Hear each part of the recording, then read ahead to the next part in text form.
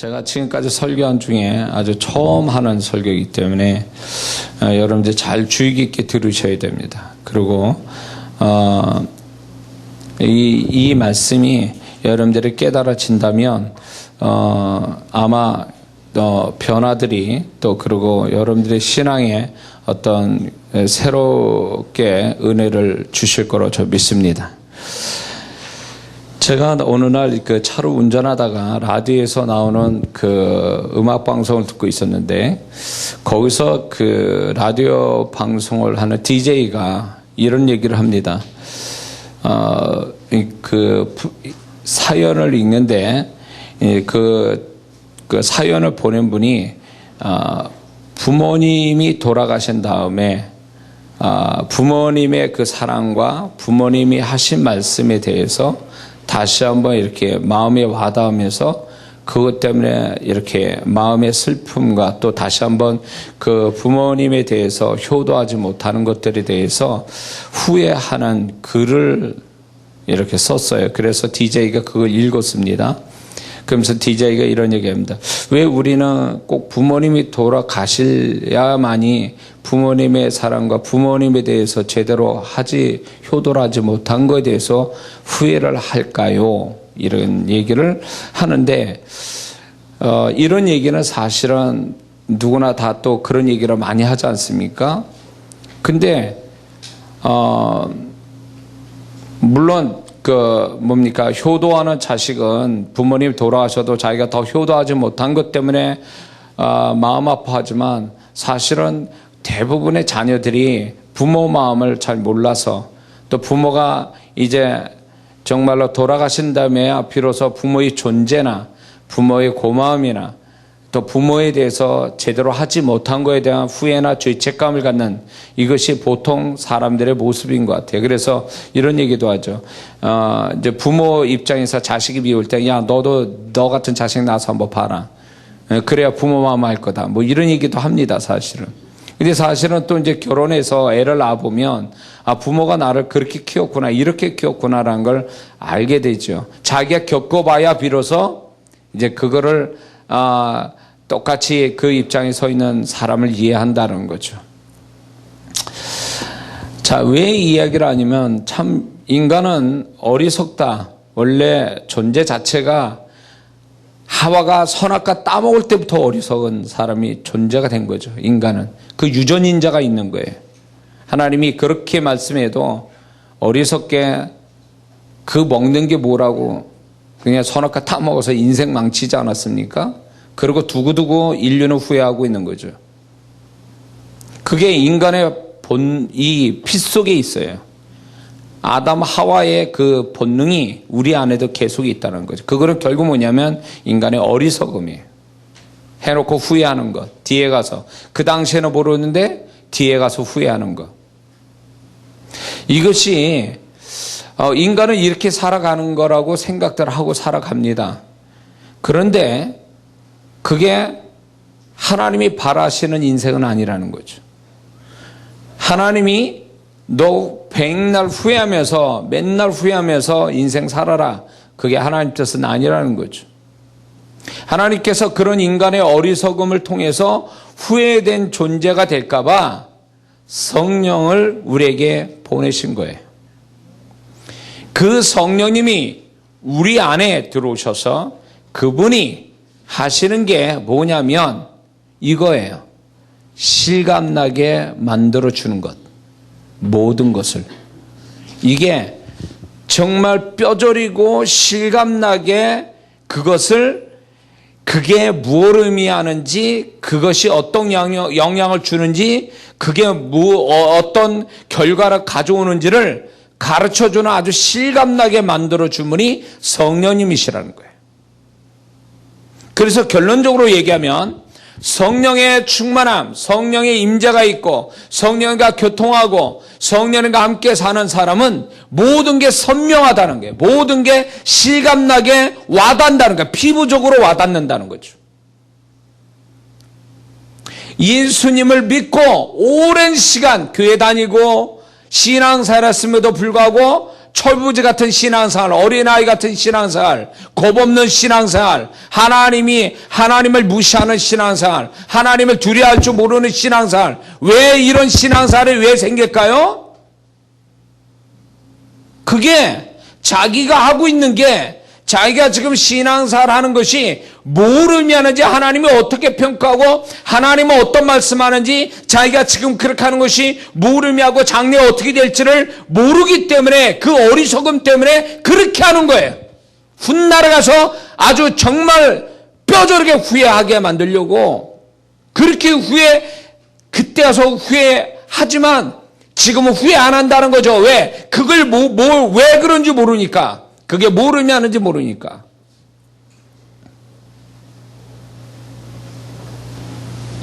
제가 우리 아들을, 그래도 제가 자랄 때 누구나 다 저 나이쯤 되면 어머니 잔소리와 우리 아버님은 말씀이 없는 분이에요. 경상도 분이라. 잘 말 안 하신 분이에요. 그래서 인생 가장 중요할 때 우리 아버님이 좀 이렇게 저렇게 얘기해 주셨으면 내가 그렇게 인생에 헛된 시간을 보내지 않았을 텐데, 우리 아버님은 얘기 안 하셔요. 당신 사신 대로만 바쁘신 분이고 혼자 인생 사신 데만 바쁘신 분이라 자식이고 뭐 신경 안 쓰신 분이었기 때문에 그게 제가 이제 살아오면서 그게 좀 아쉬웠어요. 그래서 이제 우리 아들한테 잔소리처럼 얘기를 하거든요. 왜냐면 나중에 그런 소리 듣지 않으려고. 아빠가 있었는데도 아빠가 중요할 때 자기한테 어떤 멘토로서의 어떤 인생 멘토로서 얘기를 안 해줘서 자기가 좀 후회되고 또 손해보고 뭐 힘들었다 이런 얘기 안 들으려고 저는 이제 제 경험이 있으니까 아들한테 잔소리 같이 제가 얘기를 합니다. 근데 눈은 나를 보고 있는데 딴 생각하고 있는 거예요. 속 터지는 거죠. 그렇게 얘기를 해도 결국 보면 그 짓을 하고 있어. 또 내가 얘기 안 한 것처럼 행동을 하고 있는 그 모습에 속 터지는 거죠. 그런데 얘가 이제 조금씩 한두 살 나이를 먹어가니까 이제 아빠가 뭘 얘기하는지 자기가 이제 겪어보니까 아빠 말이 그게 와닿는 거죠. 자기 삶 속에 이제는 아빠가 얘기하는 게 멀리 그냥 막 희미하고 막 아련하게 들리는 소리였다가 이제는 자기가 이제 나이 먹으면서 한두 살 먹으면서 이제 경험들이 이런저런 사회 경험도 하고 대학 생활하면서 뭐 이런저런 경험해 보니까 이제 그렇게 자기 현실이 자기가 생각한 만큼의 그런 현실도 아니고, 그리고 이제 그 현실을 어떻게 헤쳐나가고 어떻게 해석해야 될지 모를 때 이제 제가 얘기해 준 게 한마디씩 두 마디씩 떠오르는 거죠. 그러니까 이제 조금씩 이제 듣는 귀가 열리기 시작한 거예요. 신앙에 대해서 얘기할 때도 이게 고3 때까지는 이 자식이 이게 내 아들 맞는가, 이게 신학교 갈놈인가, 이게 한심스럽기도 하고 내가 참 답답하기도 하고 실망되기도 하고 그랬는데, 그렇게 신앙에 대해서 얘기를 해줘도 못 알아듣고 안 듣는 척하면서도 안 듣는 얘가 그러더니 이제 신학교 딱 갔어요. 가더니 이제 학교에서 분위기에서 이제 그런 애들끼리 있으니까 이제 자기도 이제 어벙벙했죠. 처음에는 뭐 심지어는 교수고 친구들이 얘가 큐티가 뭔지도 모르고 신학교 들어가니까 목사님 아들인데도 큐티가 뭔지도 모르고 신학교 간 거예요. 그러니까 이제 기본적으로 다 이제 그 학교 가면은 다 한글 띄고 학교 들어가잖아요. 근데 얘는 한글 안 띄고 학교 간 거 같은 거예요. 얘는 목사 아들인데도 신학생들 모였는데도 뭘 어떻게 할 줄을 모르는 거지. 안 가르친 것도 아닌데 얘가 하기 싫어서 안 배운 거거든요. 그러니까 대학교 딱 들어가 보니까 이제 다들 이제 기본적으로 하는 게 있고 그러니까 거기서 이제 당황이 된 거예요. 그런데 이제 거기서 이제 분위기에 이제 젖어가지고 이제 한 주씩 집에 올 때마다 새로운 언어를 막 쓰는 거예요. 영적인 언어를 쓸 때마다 이제 어느 순간에 야, 너 낯설다. 너 내 아들 같잖아. 말하는 것도 그렇고. 근데 이제 대학교에서 배우는 게 있단 말이에요. 그러니까 이제 아빠가 신앙적인 얘기를 하면 이제 조금씩 이제 자기 친구들하고 그렇게 얘기를 했던 것들이 이제 내가 얘기해주면 그게 이제 또 와닿는 거예요. 듣는 척 하더라고, 이제는. 예. 그런 걸 보면서, 이게 인간의 어리석음이 시간이 지나면서 좀 지혜로워져 가는구나. 시간이 지나면서 뭔가 알아듣는구나. 그러면서 제 마음속에 이런 마음이 있어요. 얘가 조금 일찍 내가 말하는 걸 알아들었으면 얼마나 좋을까. 얘가 조금 일찍 다른 애보다 일찍 내 말을 실감나게 받아들이면 얼마나 좋을까라는 제 욕심이 있었던 거예요.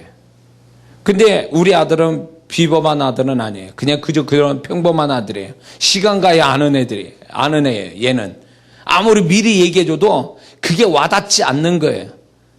그래서 네 또래에서 다 사역자 길을 가고 주의 종이 될 아이인데 아빠가 너 나이 때에 그 나이 때보다 조금 앞서서 누군가가 내가 얘기해주고 준비했으면 다른 친구들보다 더 앞서가고 하나님의 일을 더 잘할 수 있을 텐데 나한테 그렇게 얘기한 사람 없어서 내가 시간 낭비한 것에 대해서 후회가 있다.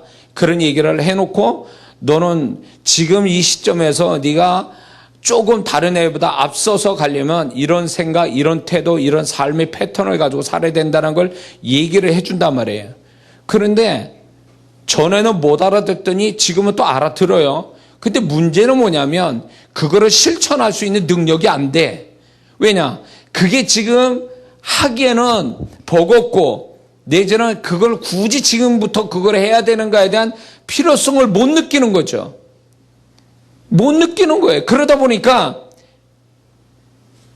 이렇게 집에 와서도 이렇게 보면 성경도 읽고 뭐 좀 하고 그랬으면 좋겠는데 전혀 안 해요. 얘는 신학생인데 전혀 안 해요. 3학년인데 지금 난 그걸 보면서 얘기는 합니다. 그러나 얘가 시간이 가야 되는구나. 아직 그게 모르면 하는지 실감을 못 느끼는구나. 필요성을 못 느끼구나. 이런 걸 보면서 우리 아들도 뭐 제 생각에는 누구나 어느 부모나 다 자식은 다른 아들보다도 다른 애들보다 좀 똑똑하다고 생각하지만 다들 그런 착각 속에 자식들을 바라보는데 저는 이제 그 마음을 내려놓기 시작했어요. 이제. 우리 아들은 그저 그런 평범한 아들이구나 이제. 예.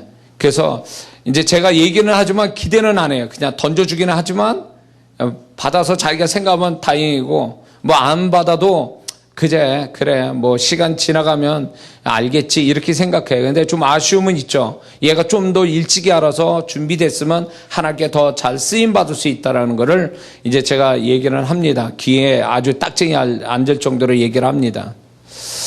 자, 우리 아들만의 문제 아니라 가만히 보면 내 인생에도 그랬던 것 같아요.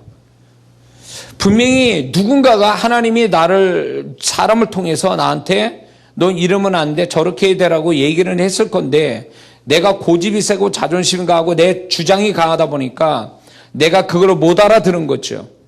그리고 나중에서 시간이 지나서 경험돼서 내 어리석음이 발견될 때 그때 후회하는 거죠. 내가 왜 그때 그 말을 새겨 안 들었을까? 왜 나는 그때 그 말을 가벼이 여겼을까? 왜 나는 그때 제대로 알지 못했을까? 라는 이런 후회가 뒤늦게 오더라는 거죠.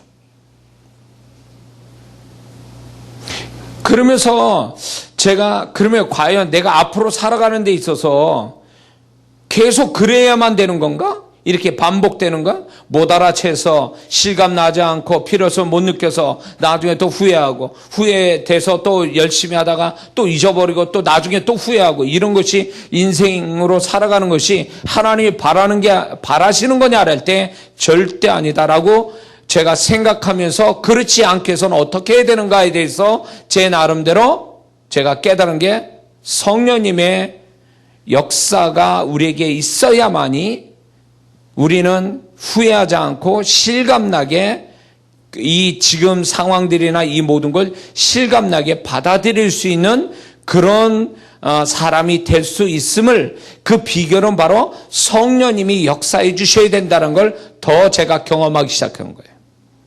그래서 제가 지금 이 이야기는 오래전부터 고민해 왔던 거예요. 그러면서 그때마다 성령님을 전에는 후회하고 끝나버리고 또 반복돼서 계속 어리석음이 반복되고 후회하고 어리석음이 또 반복되고 후회되고 이런 삶이었다가 어느 순간부터가 성령님 의지하고 살 때부터 후회하는 게 줄었다는 거죠. 왜냐하면 그 성령님이 실감나게 내가 하고 있는 현재와 또 미래와 과거에 대한 과거, 현재, 미래를 그분이 실감나게 분별시켜주고 인식시켜주기 시작한 때부터 이제 그런 부분들이 많이 줄었다라는 거예요. 많이 줄었다는 거죠. 응? 그래서 오늘 이 시간에는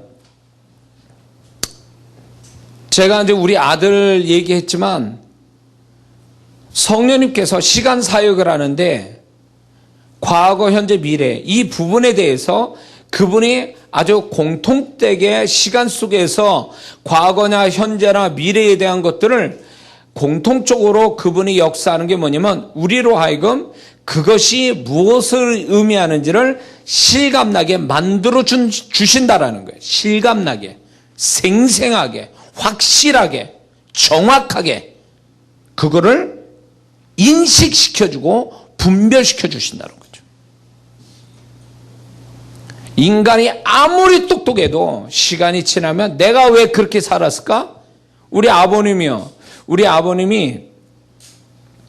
정말 우리 아버님은 혼자만의 인생을 사신 분이에요. 가족이나 이런 거 그거는 제껴놓으시고 혼자 즐기며 인생 사셨다 가신 분인데 우리 아버님이 막판에 이제 돌아가실 쯤에 돼서 비로소 이제 소위 말하면 우리 아버님이 당신이 얼마나 잘못된 인생을 사셨는지에 대해서 실감나게 생각을 하면서 우리 어머니와 저에게 자식들한테 용서를 구했어요. 용서해라. 내가 잘못했다. 왜 내가 그때 너한테 그랬는지 나도 모르겠다. 이런 얘기를 하셨어요. 그리고 얼마 있다 돌아가셨거든요. 그 후에. 우리 아버님의 그 용서를 구하시는 용기가 대단하시지만 자식 앞에서 한편으로는 화가 나기도 해요. 왜 우리 아버님이 일찍이 이 사실을 이렇게 후회하실 거를 미리 좀 아셔서 그리 안 하셨으면 더 우리 가정이 그리고 내가 상처가 덜 할 텐데 왜 그렇게 다 돌아가실 때 돼야 비로소 아셔서 그때 용서를 구하시는가에 대해서 참 아버님의 용기도 대단하시지만 한편 화가 나는 거예요. 우리 아버님의 인생도 그렇고 아버님의 그 당시에 우리 아버님의 어리석음이 가정에 고통을 주고 상처를 줬다는 것에 대해서 왜 진작에 그렇게 모르셨을까라는 생각이 드는 거예요. 그래서 그걸 보면서 나도 인생이 저렇게 흘러가는 건가? 결국 나는 후회해놓고 나중에 후회하고 그래서 돌이킬 수 없는 돌아갈 수 없는 시간에 대해서 안타까워하고 후회하고 회개하고 죄책감 갖는 것이 과연 그게 맞는 얘기냐 할 때 그렇게 되지 않기 위해서 성령님이 역사하신다. 성령님이 그거를 막을 수 있는 방법은 성령님이 우리에게서 역사해 주셔야만이 된다는 거예요. 그러면 그 성령님이 뭐 하게 해요? 지금과 과거와 현재의 미래를 실감나게 인식하고 분별시켜주는 그 역할을 성령님밖에 할 수 없어요. 성령님밖에. 자, 예수 믿지 않는 사람이 왜 예수님 복음을 듣고도 예수님을 안 믿습니까? 실감나지 않는 거예요. 자기가 죄인이라는 거, 저주받고 산다는 거, 죽음 다음에 심판이 있다는 거, 지옥이 있다는 거를 실감나지 않는 거예요. 그럼 우리는 왜 어떻게 구원받았을까요? 그들보다 내가 착해서 구원받았을까요? 아니요. 성령께서 우리를 구원시킬 때 우리가 예수님의 필요성을 느끼고 예수님이 영접하기 그 직전에 우리의 마음 안에서 뭘 역사한 줄 아세요? 구원받은 자들한테 실감나게 만들어주는 거예요. 오, 내가 죄인이구나. 내가 죽는구나. 내가 심판받는구나. 내가 지옥 가는구나. 이거를요, 성령님이 실감나게 심령 안에서 경험시켜 주니까 예수님 믿겠다라는 말하고 예수님을 영접하는 거예요. 믿습니까? 그러니까 우리는 구원받은 거예요. 내가 잘나서 내가 천에서 선에서 구원받은 게 아니라 성령님이 내가 구원받을 수 있게끔 이 단어에 대한 이런 어떤 진리에 대해서 실감나게 만들어서 구원받은 거, 저 아직도 예수 안 믿는 고집을 피며 예수 안 믿는 그 사람들은 실감나지 않는 거예요. 실감나게 만들어준 성령의 역사가 없기 때문에 그런 거예요, 사실. 그 차이밖에 없는 거예요, 사실은. 악하고 선하고의 차이가 아니라. 동의하십니까? 그러므로 우리가 믿지 않는 자들을 위해서 구원을 놓고 기도할 때 이 기도해야 돼요. 성령님 저 심령 안에서 하나님이 이 진리에 대해서 예수님과 자신이 죄인과 심판받고 지옥 간다라는 거, 예수 믿어야 천국 죄사함받고 천국 간다는 이 진리에 대해서 실감나게 경험되고 인식되게 해달라고 기도해야 돼요.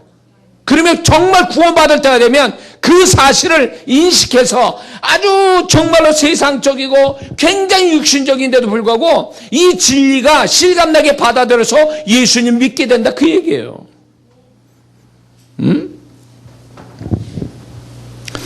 안타까운 건 구원받고 신앙생활 할 때에 여기서 이제 성령께서 시간 사역을 하시지만 과거, 현재, 미래에 대한 그 실감나게 그 부분을 인식하도록 분별되도록 역사하시지만 여기에 한 가지 더 성령님이 역사하는데 그게 뭐냐면 영적인 단어에 대하여 성령께서 우리에게 인식시켜 주시는 거예요.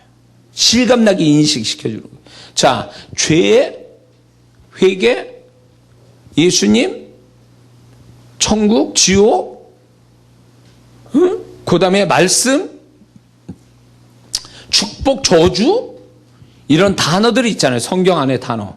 이 단어들이 성령께서 실감나게 그 단어의 뜻을 실감나게 우리 안에서 역사를 해서 그 단어에 대한 신뢰와 그 단어에 대한 두려움, 그 단어에 대한 그 소망, 격려를 받게 하신다는 거죠. 이해가 되십니까? 그래서 신앙생활을 오래 했는데도 개떡같이 신앙생활하고 겁 없이 하나님 무시하고 신앙생활하는 사람은 그 사람은 아직 성령의 역사가 성령의 역사가 그 심령 안에서 아직 역사하지 않고 있다는 기본적 역사가 아직도 안 이루어졌다는 증거예요. 그러니까 거의 불신자라고 봐야 돼, 이런 사람은요. 교회 열심히 다니고 뭐해? 하나님 무시하고 말씀 무시하고 지 멋대로 살고. 왜 그럴까요? 구원받았는데도 불구하고 왜 그렇게 살까요? 실감나지 않는 거예요. 자기 존재가 어떤 존재고 하나님이 자기를 어떻게 평가하고 그 말씀 자체가 얼마나 무섭다라는 걸 실감나게 경험되지 않기 때문에 그 짓을 하고 사는 거예요, 사실은. 응? 그러니까 많은 성도들이 이를 보면 지식 자랑하고 있고 그리고 신앙적 기술을 자랑하지만 심령을 들여다보면 실감나냐, 그 얘기예요. 그 하나님 말씀과 하나님의 존재에 대해서 실감나냐, 그 얘기예요. 자기의 죄에 대해서 실감나느냐, 그 얘기예요. 하나님이 인식하는 것만큼 인식되느냐, 이거예요. 안 된다면 그 사람은 아직도 신앙이 멀은 거예요.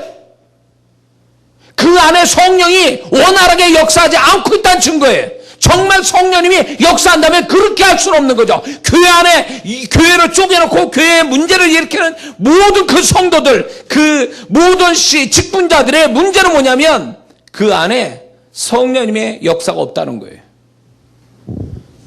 교회를 생각하시는 하나님의 마음, 그런 어마어마한 죄악을 범하는 것에 하나님의 판단, 그거에 관한 하나님의 말씀, 이런 거를 정말 성령으로 해서 성령에 의해서 그게 실감나게 그게 와닿는다면 그렇게 할 수는 없죠.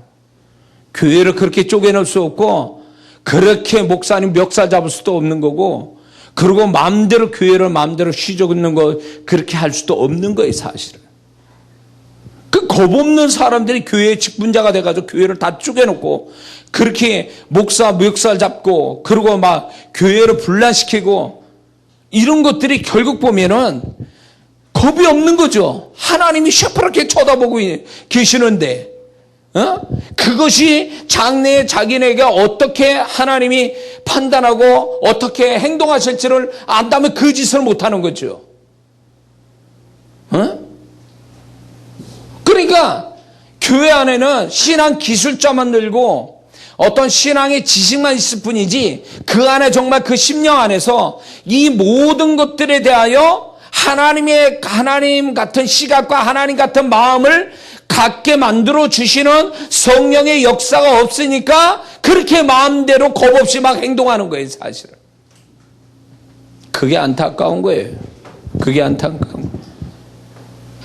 그래서 성령의 어떤 그 안에 역사가 충만한 사람들이 그런 겁 없이 하는 사람 보면 미쳤구나 저거. 제대로 미쳤구나 저거. 이런 소리 할 수밖에 없어요. 아니 왜 저렇게 해서 살 수 있을까? 하나님 앞에서? 저렇게 해서 구원받을 수 있을까? 저렇게 해서 정말 축복을 받을 수 있을까? 이렇게 생각하게 된대. 근데 그 당사자들은 그게 뭘 의미하는지 모르는 거예요. 그러니까 막 지 멋대로 하는 거지. 물리적인 힘을 가지고 교회를 막 좌지우지하고 그런 식으로 해가지고 하면은 되는 것처럼 그렇게 세상 사람 같이 하는 거죠. 그게 얼마나 어리석은 건지를 나중에 땅을 치고 후회하고 해도 소용이 없다는 거, 그날이 올 거라는 거죠.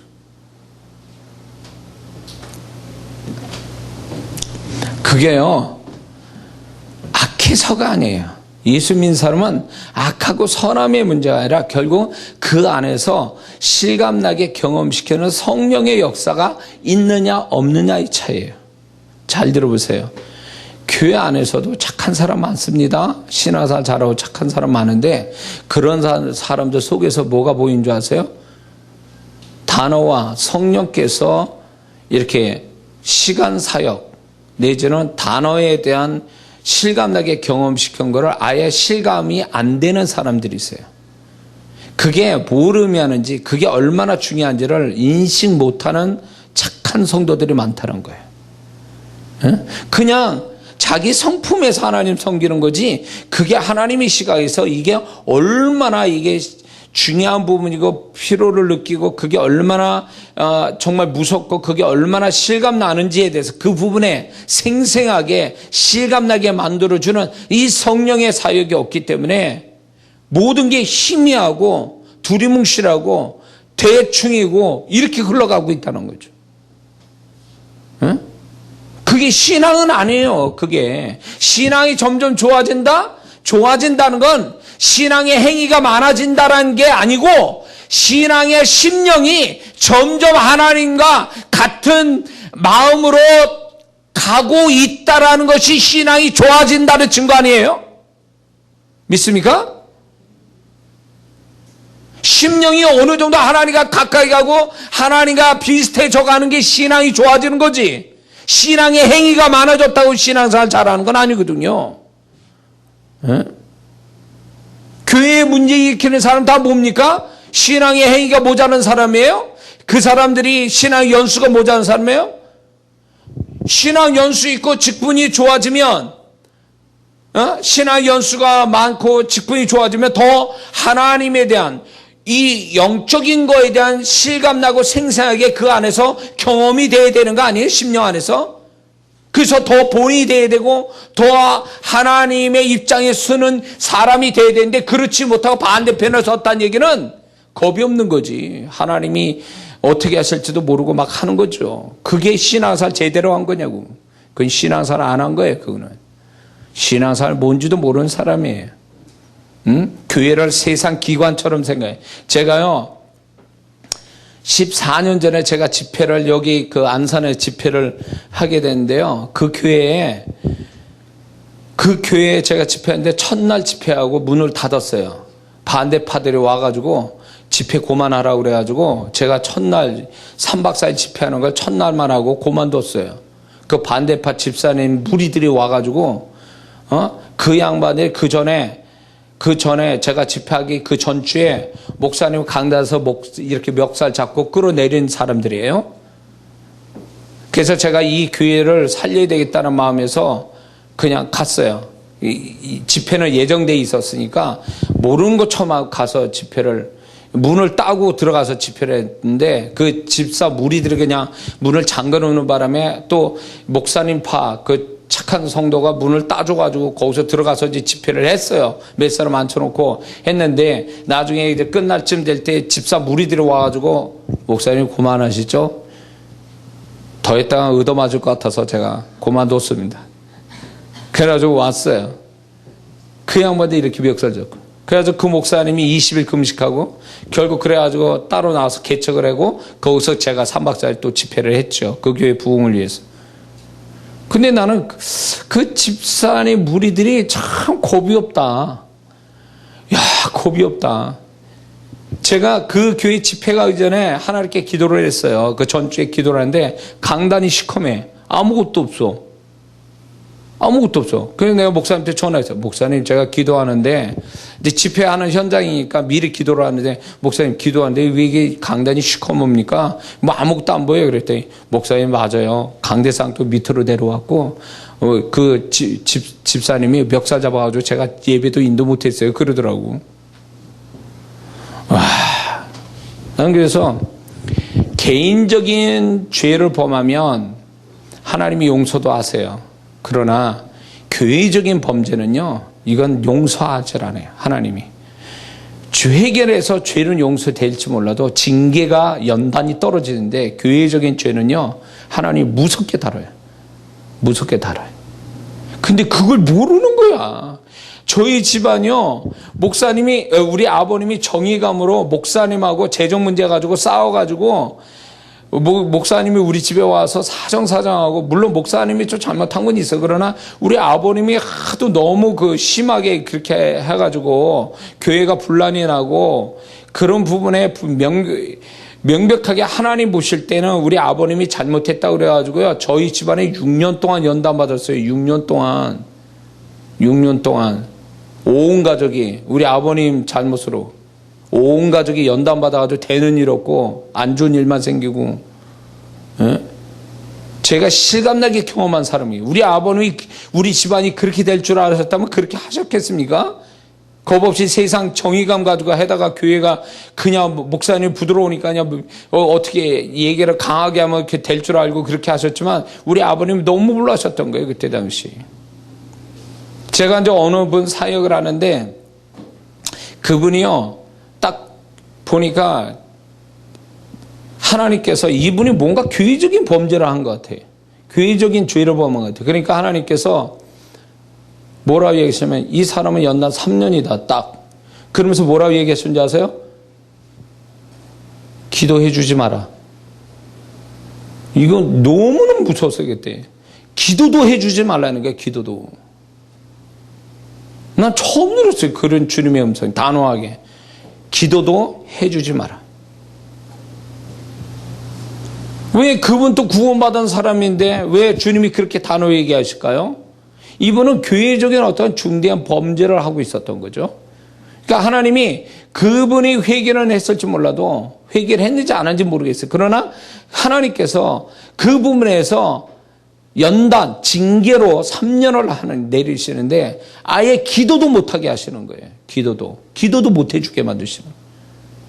그거는요, 하나님 딱 박아놓으면요, 그 3년을 꽉 채우신다니까.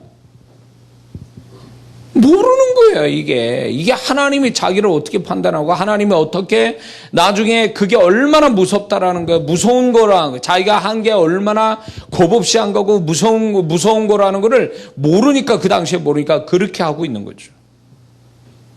그것이 성령께서 그 안에서 실감나게 만들어주는 과거, 현재, 미래, 시간에 관한 이 사역에 대하여 성령이 역사하지 않으니까 그렇게 나오는 거예요.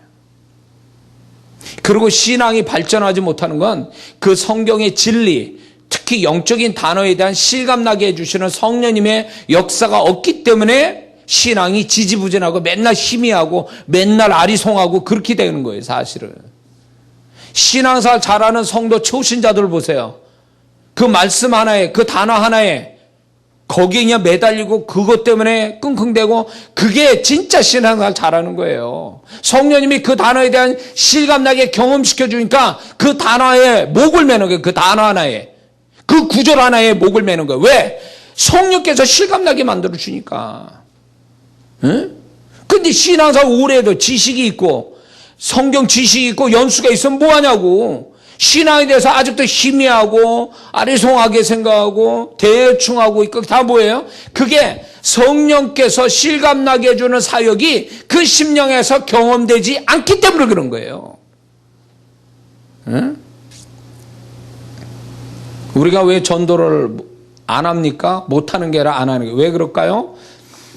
우리 안에 그 영혼에 대한 불쌍함, 그 영혼이 지옥 간다라는 거, 우리가 전도하는 게 얼마나 중요한 부분인가, 이게 성령으로 말미암아 실감나면요 못 견디는 거죠. 전도하고 싶어서. 그게 실감나지 않아서 그런 거예요. 에? 제가 이제 전도에 미쳐가지고 밖으로 나가서 막 2년 동안 밖으로 돌아다니면서 전도를 하고 다닐 때도, 그때 제가 경험된 건 뭐냐면, 처음에는 전도를 나갈 때는요, 사람들이 나한테 욕하면 어떡하지, 뭐 반대하면 어떡하지, 뭐 나를 우습게 알면 어떡해, 이런 거에 신경이 쓰여가지고 두려웠어요, 전도할 때. 근데 전도를 계속 하다 보니까 주님이 저한테 어떤 마음을 주면, 성령을 통해서 어떤 마음이 들어왔냐면, 영혼의 불쌍함, 지옥 가는 저 영혼, 자기가 죄인이고 저주받았고 지옥 가는 영혼이란 이것이 드디어 내 안에 들어오니까 이제 겁이 없어진 거예요. 그래서 버스간이든 기차간이든 장터에 사람 많은 데서 메가폰 붙들고 울면서 제가 전도를 했어요. 소리 지르면서. 그 뭐 깡패고 뭐고 없어. 그 영혼의 불쌍함이 생기니까 두려운 게 없는 거예요. 그게 누가 만들어줄까요? 내가? 아니요. 성령께서 그 영혼의 실상을 나한테 실감나게 경험시켜 주니까 못 견디는 게, 그런 영혼에 찾아갈 수밖에 없고, 그러니까 버스간에서도 전도하고 목욕탕에서 제가 전도하는 것도 결국 그런 어떤 실감난 영혼에 대한 실감이 그 성령으로 말미암아 되니까 그게 가능하다, 그 얘기예요. 그래서 신앙이 왜 나 발전이 없을까? 왜 신앙이 나는 확실하지 못할까? 이거는요, 그 답은 뭐냐면, 내가 기도를 더 많이 안 해서 성경을 더 아니요. 우리에게 이 영적인 거에 대한 실감나게 만들어주는 성령의 역사가 우리 안에 없기 때문에 그런 거예요.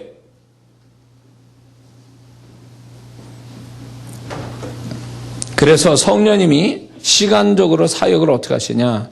성령님께서 먼저 우리가 현재가 지금 내가 현재 하고 있는 것이 무엇을 의미하는지를 먼저 실감나게 인식시켜 주신다. 분별시켜 주신다. 이게 첫 번째 일이에요. 자, 이 말이 무슨 말인지 이해를 하려면 보세요. 베드로가 2배에 가득 물고기를 채웠어요.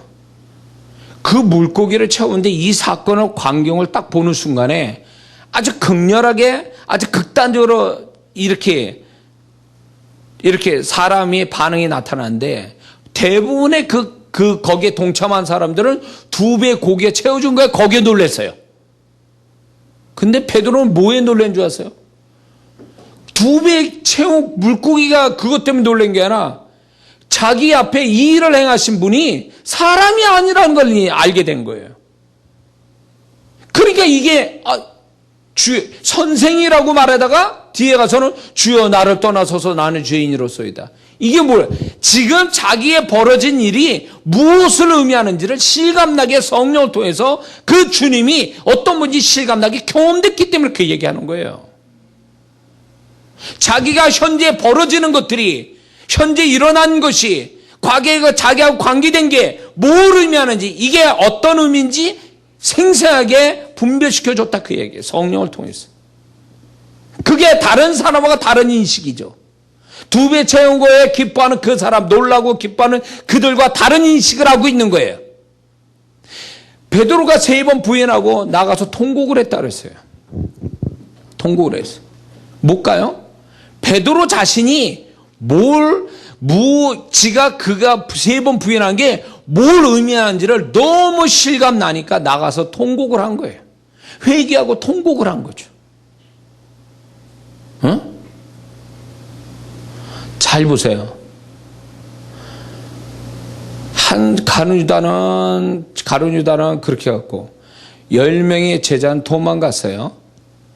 근데 이 10명의 제자가 도망을 갔다가 다시금 주님이 부활하셔서 그 가운데 나타나셨잖아요. 그런데 베드로 왜 가룟유다 죽었으니까 베드로 왜 자기가 도망간 거에 대한 주님 앞에 잘못했거나 자기가 그게 뭘 의미하는지를 실감나게 고백한 사람이 있었습니까? 없었어요. 이게 문제라니까 이게.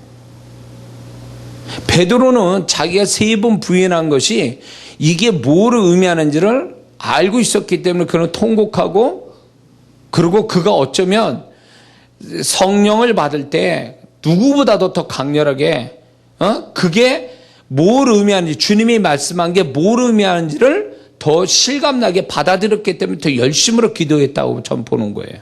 왜? 주님이 너 3번 부인할 거야? 이 주님의 말씀이 처음에 우습게 들리다가 자기가 그것에 대해서 3번 부인하고 난 다음에 이게 뭘 의미하는지를 알았으니까 그분의 음성 한마디가 얼마나 중요한지를 어느 제자보다 실감나게 경험하니까 마가의 다락방에서 그렇게 누구보다도 기도를 많이 했다라고 보고, 성령의 불의 역사도 그가 더 강하게 역사를 받았다고 보고, 그리고 그가 설교를 해서 3,000명씩 회개하는 이 능력도 다른 제자보다 더 큰 능력이 나타난 것도 바로 그런 배경이 있었기 때문이라고 저는 말하고 싶은 거죠.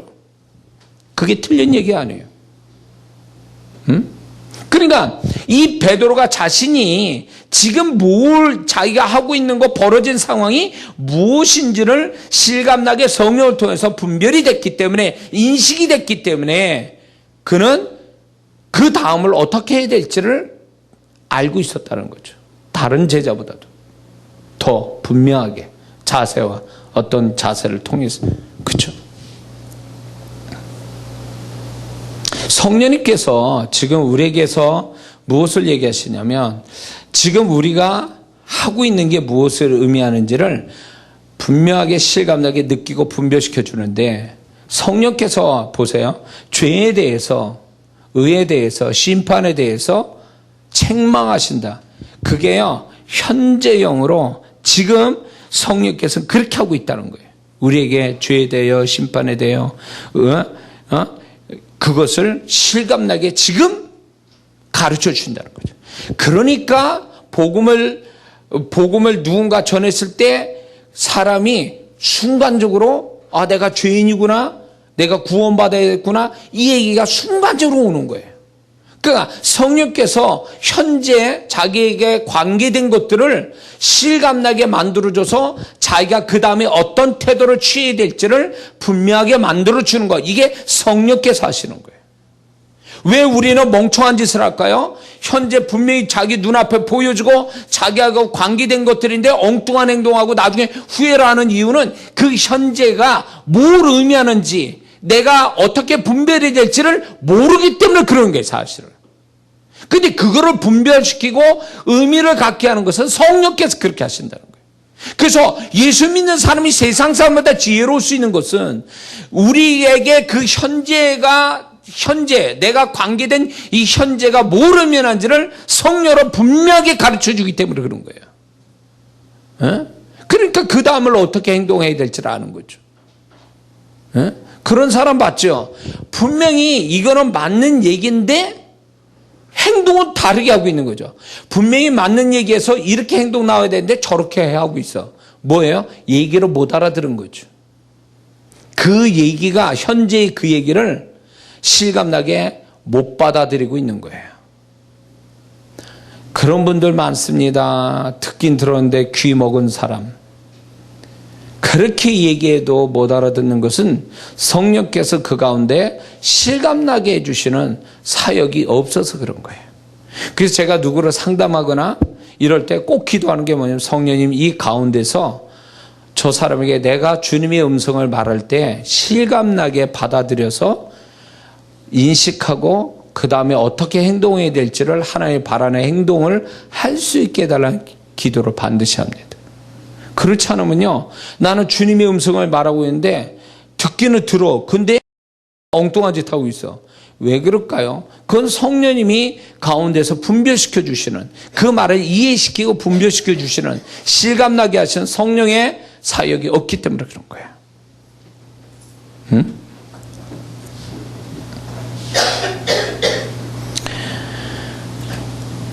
그렇기 때문에 우리가 지금 우리가 살고 있는 지금 이런 현재의 어떤 삶이 이게 내가 다 인식이 돼서 내가 똑똑해서 다 정확하게 분별하는 것 같지만 우리의 혼미함이 우리의 어리석음이 그걸 정확하게 못 보게 한다라는 거예요. 그래서 엉뚱한 생각, 엉뚱한 방향으로 흘러갈 수밖에 없는 것은 그게 현실이 잘못되기서라기보다는 그 현실을 정확하게 인식 못하는 데서 오는 거예요. 그래서 하나님께서 성령을 통해서 믿는 자들이 지금 현재를 잘못 인식할까 봐 그거를 정확하게 인식하는 성령을 우리한테 보내주셔서 그걸 역사하게 하는. 그래서 우리의 삶에 항상 내가 매일매일 순간순간마다 성령님이 오셔서 이게 뭘 의미하는지 분명히 성령님을 통해서 조명받는 것이 중요하다는 거죠. 믿습니까? 그래야 베드로 같은 결과를 가지고 베드로 같은 태도를 보일 수 있는 거예요. 두 번째는 성령께서 우리를 현재에서 미래를 미리 실감나게 생생하게 인식시켜 주신다는 거죠. 자, 요한복음 아까 16장 13절에 그 끝머리에 성령이 뭐라고 말씀하냐면 성령님의 역할은 뭐냐면 성령께서 장래일을 너희에게 알리시리라 이랬거든요. 잘 들으세요. 이 말을 이렇게 여러분들이 해석해야 됩니다. 성령께서는 장래일을 앞으로 되어질 현재로 인한 장래일, 이 장래일을 끌어다가 지금 현재에다가 가르쳐 주신다는 거예요. 알려주신다. 그거는 무슨 얘기냐면 성령님은 우리가 이 현재 있지만 지금 현재로 연결된 그 미래를 그게 미래가 어떻게 될지에 대해서 미리 실감나게 인식하게 만들어 주신다는 거예요. 왜 그렇게 하실까요? 우리가 현재 어리석은 어떤 태도로 보이지 않게 하기 위해서 네가 이렇게 갔다가 미래가 이 짝 날 거야. 이런 식으로 내가 지금 하고 있는 게 잘못됐다는 것을 미래의 일을 끌어다가 얘기해 주시는 거예요. 그래서 정말 성령이 그 안에서 미래에 관해서 사역하시는 사람한테는 내가 이렇게 하면 이런 결과 나올 텐데 이렇게 하지 말아야지. 이게 딱 생각이 딱 나온다는 거죠. 이게 성령님의 사역이 되어진 사람한테 그렇다는 거죠. 그리고 훗날에 가서 미래에 가서 미래가 현재가 되겠지만 미래가 되고 지금 현재가 과거가 될 때 그때 그렇게 생각하길 잘했어. 그때 내가 그렇게 생각했기 때문에 지금 이렇게 있는 거야. 이게 왜 이런 말을 할 수 있는 것은 성령께서 현재의 미래를 현재로 연결된 미래를 끌어다가 우리한테 인식시켜 주기 때문에 그런 거예요. 아주 중요한 얘기입니다. 왜 우리가 후회를 하게 될까요? 지금 현재가 내가 지금 하고 있는 것이 미래에 어떤 결과를 가져올지를 모르기 때문에 그런 거예요, 지금. 그래서 우리가 현재의 모든 하고 있는 것 선택하고 결정하는 것들이 미래에 후회되지 않게 해서 후회되지 않고 오히려 잘됐다. 그때 잘했어, 그때. 라고는 그런 말을 하게 만드시려고 미래의 것까지 끌어다가 놓는 거예요, 지금. 장래일을 알리신다 그러시니까 우리의 생각 속에 지금 현재 하고 있는 것이 미래에 어떤 영향을 줄지를 미리 예측하게 만들어 주시는 성령의 역사가 있다는 거예요. 이해가 되십니까? 하와가 선악과 따먹을 때 미래를 알았으면 그렇게 따먹겠어요? 모르니까 그 짓을 한 거죠. 그러니까 그게 미래에 그 어떤 성령께서 역사해 주는 것이 없었기 때문에 그가 하는 행위가 뭘 의미하는지를 몰랐던 거예요. 미래에 무슨 영향을 줄 줄 몰랐다라는 거죠. 알면 그렇게 안 한다라는 거죠. 사람들이 다 후회하는 것은 왜 뒤에 가서 후회하는 것은 왜 그 시점에서 왜 그런 선택과 그렇게 했어야 되는가에 대해서 자기가 어리석음을 얘기하는 거거든요. 후회한다는 것은 그 얘기는 뭐냐면 성령님이 정말 역사했다면 그렇게 선택하거나 그렇게 하지 않게 하실 건데 그 성령님의 역사가 없기 때문에 그래요. 장래일을 가르쳐 주시는 그분이 있다면 절대로 그렇게는 안 하죠. 이게 이렇게 되면 장래일 이렇게 되는구나. 왜? 알려주신 게 있으니까. 그래서 오늘 우리가 살아가는 현재에서 하나님께 기도해야 됩니다. 하나님, 내가 지금 이 관계된 것, 내가 지금 선택하고 결정하는 것들이 장래를 알려주시는 성령님이 과연 이 장래가 어떻게 될 건지에 대해서 내가 알 수 있는 마음을 주세요. 그러면요, 분명히 성령께서 사역하시는 게 그거 사역하시는 거니까, 그래, 네가 지금 이렇게 하면 너 장래가 이렇게 될 거야 라는 것에 대해서 우리 안에서 알 수 있게 해주신다는 거죠. 우리 안에서 모르면요, 눈으로 보게 하고 귀로 듣게 하세요. 미리. 다른 어떤 걸 통해서. 그래서 내가 이렇게 하면 장래가 이렇게 되는구나. 이걸 실감나게 경험시킨다는 거죠. 응? 자, 무슨 말인지 이해가 되십니까? 예. 왜 우리는 우리의 장래에 대해서 인식하지 못할까요? 무지하기 때문에 그렇지만 사실은 우리가 당장만을 생각하는 어떤 그런 생각들, 우리의 마음의 상처나 어떤 죄 때문에 우리가 장래를 인식하지 못할 때가 있어요. 그게 우리의 어떤 눈을 가리게 하고 그런 것들이 참 그렇게 만드는 거죠. 세 번째는요, 성령님께서 현재에서 과거를 실감나게 분별시켜 주신다는 거예요. 현재에서 과거를 실감나게 분별시켜 주신다. 이게 성령님이 하신 사역인데, 자, 사사기를 보면 350년 동안 이스라엘 백성이 7번씩이나 똑같은 죄를 반복해서 고통을 받습니다. 왜 그들이 7번씩이나 반복되어 350년 동안 그들은 자기들이 하는 것이 지금 뭘 의미하는지, 과거에 경험한 것이 그게 무엇을 의미하는지 분별이 안 돼서 똑같은 일을 또 반복하고 있는 거예요. 이 어리석음이. 그렇기 때문에 성령님께서 우리에게 역사를 하실 때 뭘 역사하냐면 지나간 과거를 통해서 그 잘못된 게 재현되지 않게 하기 위해서 그 과거를 정확하게 분별시켜주고 실감나게 분별시켜주는 거예요. 그래야 그 다음에 그 일이 반복되지 않기 위해서 하나님이 가르쳐 주시는 거거든요. 응?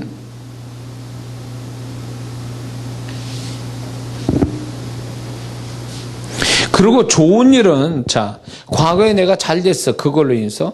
그러면 그게 재현이 다시 될 수 있도록 성령께서 과거를 다시 돌이켜보게 해서 그것이 어떻게 잘 됐는지를 분별시켜 주셔서 오늘 살아가는데 그걸 다시 하게끔 만드시는 게 성령님의 사역이에요. 그래서 저도 모르게, 제가 누가 가르쳐 준 것도 아닌데 제가 지금 하고 있는 것들에 대해서 어떻게 선택하고 결정할 것인가를 그걸 가지고 할 때 하나님은 나도 모르게 과거로 돌이켜보게 해요. 그와 유사한 사건들을 기억나게 하시고 그때 어떻게 했는가를 뒤져보게 해서 오늘 내가 다시금 선택하고 결정하는 데 기준이 되게 만들거든요. 그게 바로 성령님께서 하시는 사역이에요. 왜? 좋은 거는 반복되게 하고 나쁜 거는 반복이 되지 않게 하기 위해서 과거를 정확하게 생생하게 분별시켜 주시는 거예요. 그래서 여기에 성령님의 사역이 굉장히 중요한 거예요. 우리가 성령님이 우리를 도우시려고 왔는데 우리는 우리 머리만 믿고 하다가 보면 계속 잘못된 게 반복되고 나중에서 또 후회하고 또 어리석은 짓 하고 또 후회하고 이런 일이 반복이 되면서도 그 인생이 그렇게 반복돼서 계속 후회하고 어리석은 행동을 하고 이런 것들이 얼마나 잘못되고 이게 하나님이 원했던 삶이 아니라는 것을 죽기 직전에 안다면 이거는 얼마나 억울한 일이냐 이거예요. 그래서 성령님께서 시간 사역을 그렇게 하시는 거예요. 현재에서 현재 것을 분별시키고 현재에서 미래의 것을 미리 땡겨서 알게 하고 현재에서 과거를 분별시켜주는 작업을 성령께서 하시는 거예요. 왜 그럴까요? 우리의 인생은 한 번 살고 끝나는 인생이에요. 일회용이에요. 그렇기 때문에 한 번 사는 짧은 인생, 되돌릴 수 없는 인생을 사는데 우리 자신의 축복뿐만 아니라 하나님께 더 많은 영광을 돌리기, 또 영광을 받으시기 위해서 우리 인생을 이끌어가는데 성령님께서 오셔서 우리에게 시간의 개념, 과거, 현재, 미래 이 개념을 정확하게 함으로 인해서 우리가 나날이 갈수록 더 후회되지 않고 오히려 지혜롭게 하나님이 바라시는 대로의 어떤 미래로 계속 나아가도록 만드시기 위해서 지금 이 시간 사역을 실감나게 하시는 거예요. 실감난다. 그런 말 아십니까? 실감난다. 막연하다는 거하고 다른 말이에요. 실감난다. 실감나게 경험하면 그게 오랫동안 남는 거죠. 마음속에. 이 아주 굉장히. 예. 그래서 시간 사역을 하시는 성령님을 우리가 계속적으로 우리 안에서 경험이 되려면 성령의 임재를 늘 구해야 돼요. 성령의 임재를 구해야 돼요. 성령님이 우리 안에 충만히 임재하도록 기도를 해야 됩니다. 왜? 그분만이 이것을 할 수 있는 유일한 분이기 때문이에요. 많은 사람들이 자기가 지혜로워지기 위해서 많은 현자들, 지혜로운 자를 찾고 그 사람들의 책을 읽습니다. 아니요, 그런다고 되는 게 아니에요. 우리를 창조하시고 우리 인생을 알고 하나님 뜻대로 살게 만들어주시는 그 성령님이 강제로 우리를 이끄는 게 아니라 우리의 심령 안에서 실감나게 만들어주는, 현실감 있게 만들어주고 자기가 경험한 것처럼 만들어주는 그 역할은 성령님밖에 못해요. 그리고 두 번째는 우리가 주님의 마음을 소유하는 것이 성령님이 역사하시게 하는 기본 재료가 됩니다. 주님의 마음. 내 마음이 아니라 주님의 마음. 그리고 세 번째는 성령님을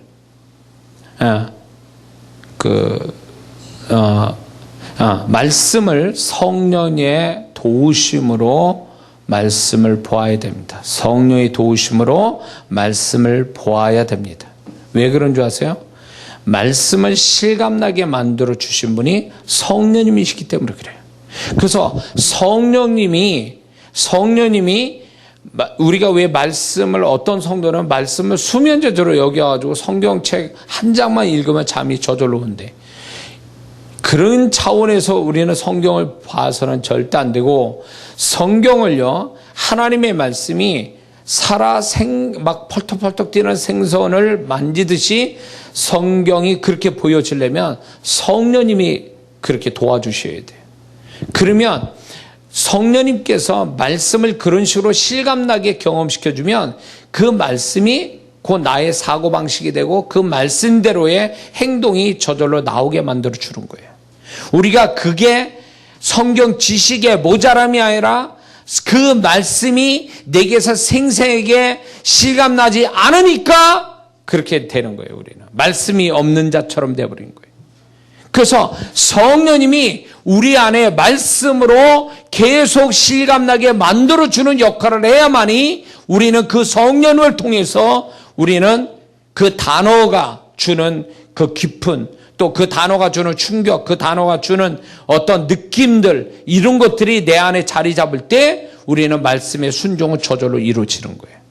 근데 여기서 우리가 너무 성령님을 목말라하고 그분의 도우심을 구하고 이렇게 가야 되는데, 오늘날 성도들이 성령님의 역할을 빼버리고 신앙생활을 해버리니까 자기 중심, 자기 힘으로, 자기 지혜로, 자기 선함으로 이게 신앙생활하니까 어느 한계까지는, 그게 어느 정도까지는 되는 것 같은데 그 이상은 안 돼요.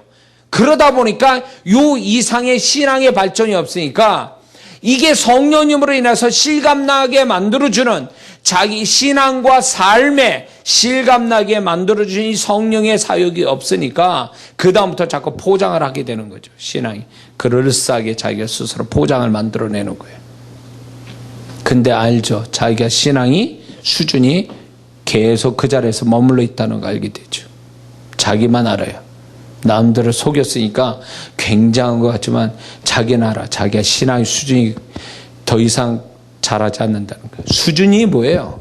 신앙의 수준이 뭐냐고. 영적 거 깊은 거 깨닫는 거, 그 내지는 무슨 뭐 지식이 많아지는 거, 그게 수준이에요. 신앙의 수준. 다른 사람 못하는 신앙 행위를 갖는 거, 그게 신앙의 수준입니까? 아니요. 신앙의 수준은 결국 하나님이 인식하는 거를 내가 그대로 인식하는 게 신앙 수준이에요.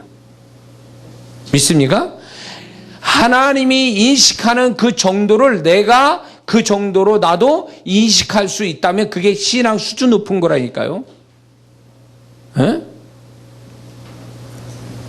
그게 안 되니까 우리는 그냥 만만하게 하나님 보고 대충 신앙사라고 하나님 우습게 여기고 하나님 무시하고 신앙사라는 것이 그렇게 해서 나오는 거예요. 그렇게 해서. 에? 그래서 우리가 지금 현실적으로 우리가 축복받고 사는 거 좋습니다. 하나님을 의지해서 내 삶이 편안해지고 뭔가 해결되는 거 좋습니다. 근데 그게 진정한 축복이겠냐고요. 진정한 축복은 내 삶보다도 내 삶이 어떤 잘 되어지는 것이 축복이보다는 기본적으로 가장 중요한 축복은 내 내면의 축복이 가장 큰 축복이고 이게 기본적 축복이에요. 핵심적인 축복이에요. 그러면 내면의 축복은 뭘 얘기하냐? 내 안에 주님이 살아계시고 하나님이 인식하는 것을 내가 그대로 인식하고 있는 것. 그게 내면의 큰 축복이에요. 그걸로 그런 마음으로 산다면 성령이 그 안에 역사에서 그렇게 산다면 우리 인생에 막힐 건 없어요. 사실은. 안 될 게 없어요. 사실은. 응? 믿습니까? 이게 안 되니까 실감나지 않으니까 말씀이 실감나지 않죠. 현재 하는 것들이 실감나지 않죠. 미래가 실감나지 않죠. 그러니까 자기 멋대로 살고 자기 마음대로 살고 이래 버리니까 인생이 뒤죽박죽이 돼버리는 거죠. 우왕좌왕하고.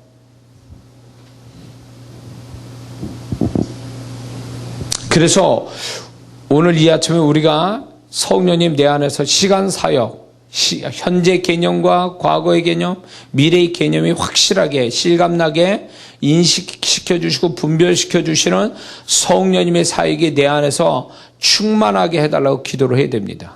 그래야 소경인 제가 이제 이런 게 있어요. 안경 낀 사람들 다 보면 안경 벗으면 다 모든 게 희미해. 사람 형체도 얼굴이 눈, 코, 입이 안 보여요. 이렇게 둥그렇게 얼굴만 보이지 안 보여. 그러니까 우리가 신앙도 그 정도예요. 이렇게 가까이서 점까지 다 보이는 그런 실감나는 그게 돼야 되는데 모든 걸 두리뭉실 너무 대충 보는 이런 식이다 보니까 눈이 나쁜 사람이 안경 벗듯이 그런 식으로 보니까 신앙생활이 발전도 없고 자극도 없는 거죠. 이게 심각한 거예요.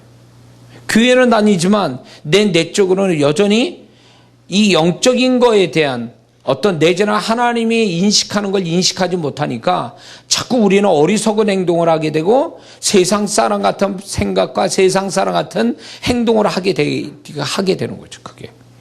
그래서 이게 가장 중요하다. 이것만 되면 분별력이 생겨서 어떻게 생각하고 어떻게 말하고 어떻게 행동해야 될지를 정확하게 한다는 거죠. 그것이 결국은 하나님과 함께 살고 하나님과 같은 길을 갈 수 있는 중요한 기본 자세가 된다는 겁니다.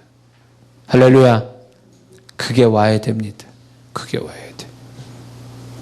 인식은 실감나는 거 맨날 세상 것만 실감이나 내가 돈 없는 거에 대한 실감나는 그래서 어떻게 살아야 될지 두려움에 자, 염려, 근심, 걱정은 왜 오는 줄 아세요? 현실을 너무 실감나게 경험하고 있기 때문에 그 생각이 들어오는 거예요. 그렇죠? 현실을 너무 정확하게 한 거야. 현실을 너무 실감나게 경험이 되니까 내 안에서 인식이 되니까 그거에 대한 염려, 근심, 걱정이 다 들어오는 거예요. 네? 산속에서 룰루랄라 혼자 사는 사람이 근심, 걱정, 이 TV 보면요. 자연인, 산속에 사는 사람들 보면요. 참 그 사람도 복 있는 사람들이다. 세상 근심 없이 살아요. 그런 분들은 세상을 떠나서 사는 분들이니까 세상에 염려, 근심, 걱정이 없이 그냥 사는 거예요. 와닿지 않는 거예요, 현실이. 세상이 와닿잖아요. 왜? 세상과 동떨어져 있으니까. 세상과 동떨어지면 이게 와닿지 않아요. 염려, 근심 같은 게 없어요, 그냥. 왜 우리가 스트레스 받고 왜 우리가 잠을 못 잡니까? 불면증 걸리고 왜 근심과 걱정이 옵니까? 그게 다 뭔 줄 아세요? 그걸 너무 세밀하게 인식이 되니까 그러는 거예요. 응?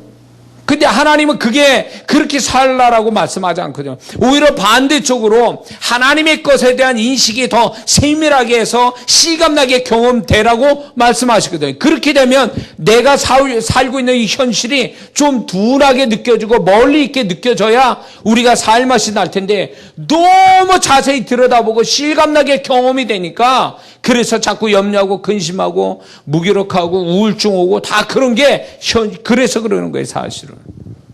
응? 그렇게 살면 남는 건 뭘까요? 뒤에 가서 후회만 남아요. 절대로 성공적인 인생 못 삽니다. 뭡니까? 열심히 살아서 성공한 사람들이 나는 행복해, 난 잘 살았어, 이런 사람 드물어요. 왜? 치열하게 살아와가지고 너무 그 속에 살다 보니까 그렇게 성공한 사람도 다른 사람 볼 때 성공했지만 자기는 허무감에 내가 왜 이렇게 살려고 했는가? 뭐 다 가지면 뭐합니까? 자기 스스로가 행복해지지를 못하고 있는데 그건 실패한 인생 아니에요? 후회하고 그렇게 그렇게 살고 싶지 않은데 그렇게 살아온 거죠. 우리 예수 믿는 사람들이 좀 더 우리가 신앙이 좋아진다, 잘 사는 비결은 내가 좀 더 하나님이 인식하는 것을 내가 적나라하게 생생하게 그걸 같이 인식할 정도가 되면 그게 정말 세상에서 잘 사는 거예요. 그게 하나님 앞에 잘 사는 거예요. 그렇게 살면 자연히 우리가 염려나 근심이나 스트레스나 이런 것들이 자연히 떠나가게 돼 있죠. 제가 내면에 자꾸 이렇게 저도 그런 어떤 부정적 마음이 들 때 무슨 생각이 드냐면 내가 너무 거기에 깊이 생각에 몰입됐구나. 거기에. 내가 너무 생각이 깊이 들어가서 내가 부정적 감정이 내 안에 있구나. 그래서 그때 그 다음에는 어떻게 하는 줄 아세요? 그거를 생각 안 하려고 그래요. 자꾸 내게서 멀리 떨어놓는 작업을 자꾸 해요. 생각 안 하고. 그러면 마음이 자동적으로 거기에 멀리 떨어져 있으니까 내가 거기에 자세히 들여다보는 데서 오는 감정들이 부정적 감정들이 서서히 소멸되는 걸 느껴요. 응?